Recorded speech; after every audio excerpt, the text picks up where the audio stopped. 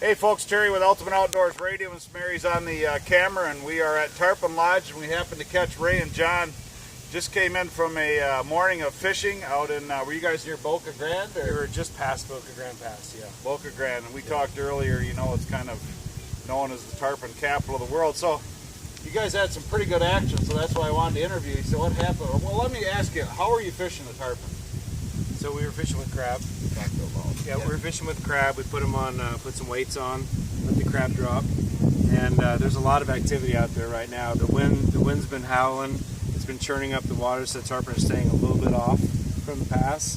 They're not coming into the pass right away, right now, but it looks like they're going to start coming in.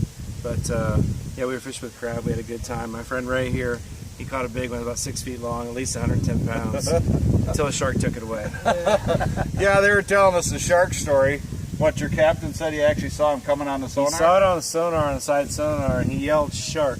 And by the time he yelled shark, my friend Ray's tarpon was removed from the side of the boat in one bite. And that was after about an hour of wearing me out. It was a solid hour. An hour? He had a solid hour with that fish, yes he did. It is sharky out there, so we were doing a little dodging as we were fighting that one. Yeah, I took an extra insurance policy out on the wife just in case I heard there was a lot of sharks out there. So, how far of a boat ride is it from Tarpon Lodge here? It's probably a solid 45 minutes. Oh, it is? 45 minutes? Yeah, at the most, yeah.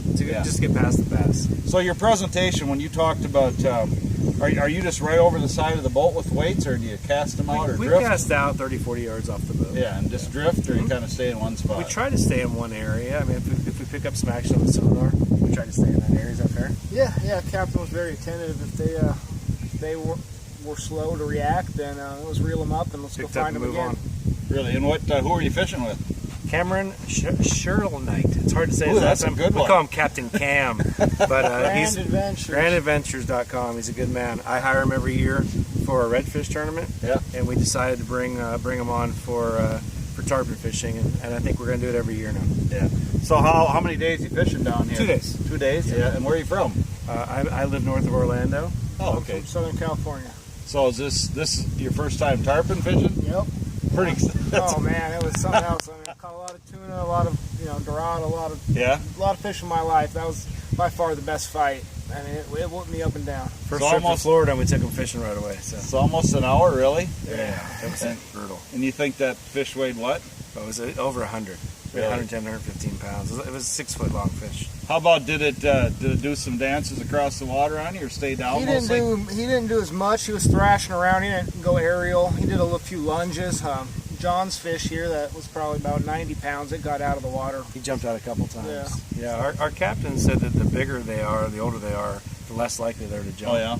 But it is quite a rush to have a fish on and watch it jump out of the water. Are you guys going out tomorrow? Oh yeah, yeah. He's Right. checking the tides for us, but we're going to go out sometime tomorrow mid-morning. So. Now, speaking of tides, did you find that does tide make a big difference with tarpon being there out there and not shallower? It certainly I does. think it's the biggest factor. That's the biggest factor. Yeah. It certainly Now, there does. was it a low tide this morning? I don't think it was low tide. Okay. It was just that he was concerned about the winds and the tide, and quite frankly, whatever the captain says, he gained a lot of credibility with me red fishing with him for the past several years, and he gained a lot of credibility today with my friend and I tarpon fishing. Yeah, well, that's the advantage over, especially coming down here trying to do it on your own. So, well, we're going out with Captain Eric from Native Attitude Charters in the morning, so we might see you guys out there. And I'm glad you came by, because everybody we've talked to, and I think it was the cold fronts, they said, oh, we were just over this morning. Fishing sucks. But, that's cold front, and, even the water temp in this pool changed, over the last couple of days. So. There's a good amount of action. It should be good. I'm glad you stopped by. So, folks, catch us tomorrow morning. We'll be shooting a whole bunch of video and doing some interviews out there near Boca Grande Pass. This is Terry and Mary with Ultimate Outdoors Radio. Tarpon Lodge down here in Pine Island, Florida, about an hour from Fort Myers. You need to check it out.